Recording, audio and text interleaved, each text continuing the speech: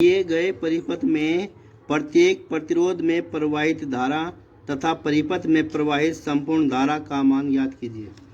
देखो ये चित्र दिया हुआ है, परिपथ दिया हुआ है। इस परिपथ में 3 प्रतिरोध 8 ओम, 12 ओम और 24 ओम, तीनों प्रतिरोध समांतर क्रम में संयोजित हैं और इस परिपथ को एक 8 वोल्ट के विभवांतर से जोड़ा गया है। प्रथम प्रतिरोध R1 में I1 विद्युत धारा प्रवाहित है, दूसरे प्रतिरोध R2 में I2 विद्युत धारा प्रवाहित है और तीसरे प्रतिरोध में I3 विद्युत धारा प्रवाहित है।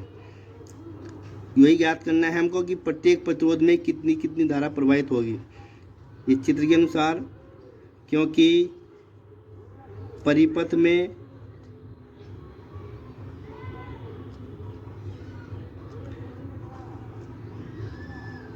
तीनों प्रतिरोध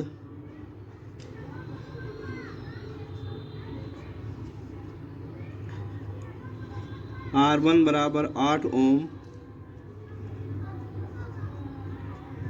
R2 बराबर 12 ओम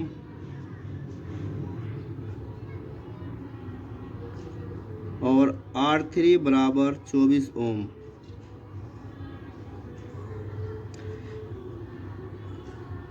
समांतर क्रम में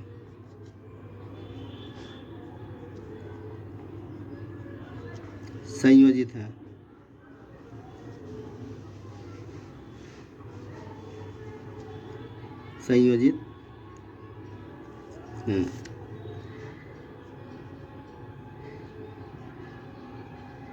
इस क्रम में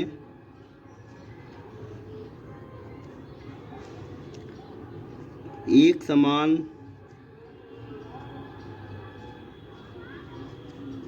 विभवांतर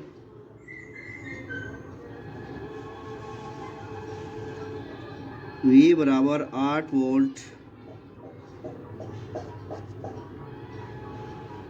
है तथा पहले प्रतिरोध R1 में I1 तथा दूसरे प्रतिरोध R2 में I2 और तीसरे प्रतिरोध R3 में I3 धारा प्रवाहित है।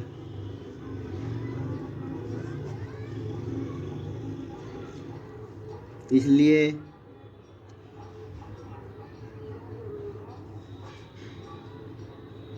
पहले प्रतिरोध R1 में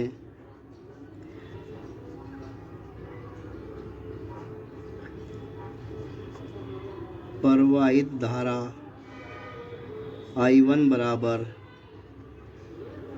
V/R1 से।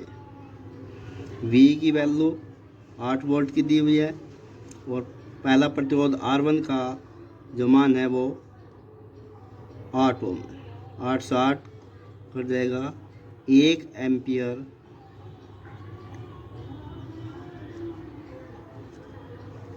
की धारा पहले प्रतिरोध R1 में प्रवाहित होगी।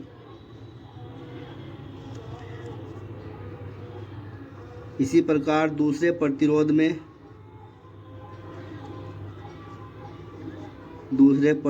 R2 में प्रवाहित धारा I2 बराबर V/R2 से।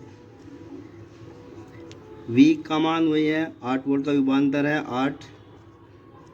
दूसरा प्रतिरोध R2 12 ओम का है, 12 से 8 को डिवाइड किया 0.66 एम्पियर।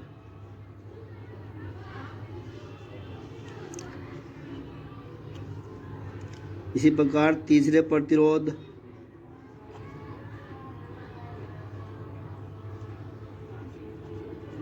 R3 में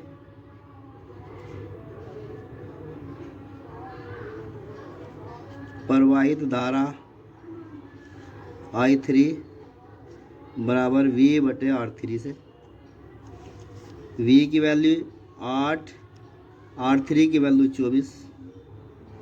24 से डिवाइड करेंगे 8 को 0.333 एम्पियर। ये तीसरे प्रतिरोध में प्रवाहित विद्युत धारा हो जाएगी। और परिपथ में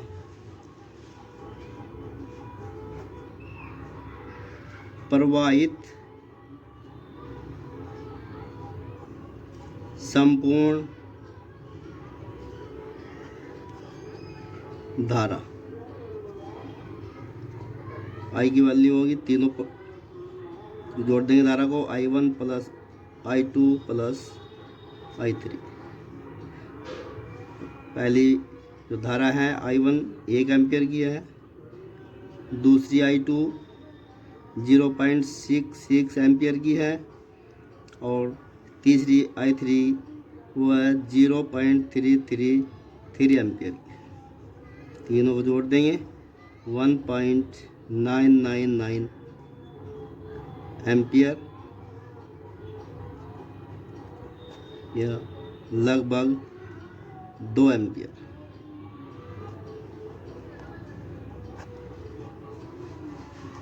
इस प्रकार से परिपथ में प्रवाहित संपूर्ण धारा का मान प्राप्त हो जाएगा लगभग 2 एम्पियर।